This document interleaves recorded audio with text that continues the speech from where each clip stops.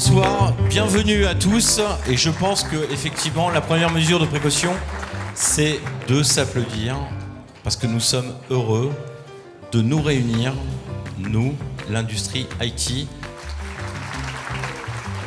Je pense que si vous êtes là ce soir, c'est sans doute comme moi, pour prendre le temps de nouvelles rencontres et prendre le temps de réfléchir ensemble autour du thème du pillage au péage numérique. Quelle solution ? L'État français attaque Google et Apple justement parce qu'ils sont dans une telle situation d'omnipotence sur le marché qu'ils peuvent fixer les prix qu'ils veulent à ces startups qui veulent travailler avec eux. Aujourd'hui, comment est-ce qu'on résiste à cette espèce de duopole qu'on a, on va dire, on va simplifier les choses, Amazon, Alibaba? Il n'y a qu'une façon, c'est d'être innovant et d'être incontournable. Quand vous négociez, comme on le fait avec certaines de ces boîtes-là, je pense qu'il faut être prêt à quitter la table à tout moment.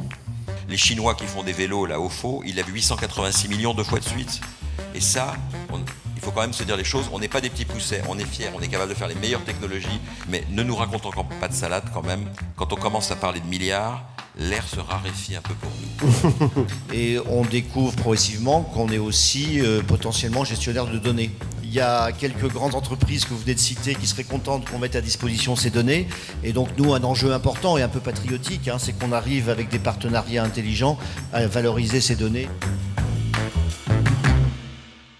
À un moment donné, nos marques doivent prendre conscience que les parcours de leurs consommateurs vont s'imbriquer les uns dans les autres. Et soit effectivement on a la puissance d'un Google qui est l'accompagnateur digital sur l'ensemble des sujets, soit il va falloir que on commence à se toucher du doigt les uns les autres et qu'on trouve le moyen de travailler ensemble.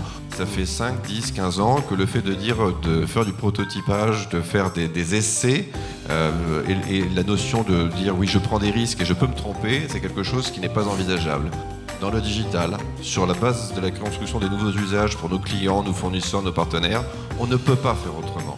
Et il me semble que cette dimension novatrice du métier du DSI est probablement l'axe sur lequel nous devons aujourd'hui le plus revendiquer haut et fort notre rôle, en relation bien entendu avec les métiers sans lesquels nous ne serons rien.